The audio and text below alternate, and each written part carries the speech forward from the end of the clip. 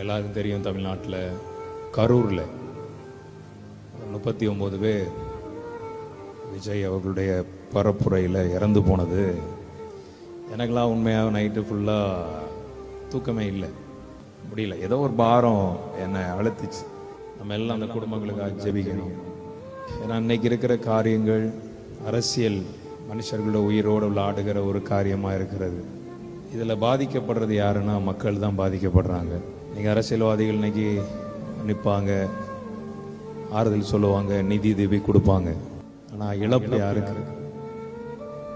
அது சின்ன குழந்தையெல்லாம் இறந்து போன காரியங்கள்லாம் பார்த்து நான் ஃபுல்லாக நியூஸ் தான் பார்த்துக்கிட்டே இருந்தேன். இந்த நாட்களில் இந்த அரசியல் சூழ்ச்சிகள் நடந்துட்டு இருக்கு. நான் என்ன சொல்றேன்னா, துன்மார்க்கன் துன்மார்க்கருக்கு ஏற்ற பலனை அடைவான் பைபிள் சொல்லுகிறேன். மக்களோட உயிரில் விளாடுற யாரா இருக்கட்டும், அவர்களை கர்த்தர் சந்திப்பார். அவங்க நினைச்சிட்டு இருக்காங்க நம்ம கிட்ட பவர் இருக்குதுன்னு நினைக்கிறாங்க.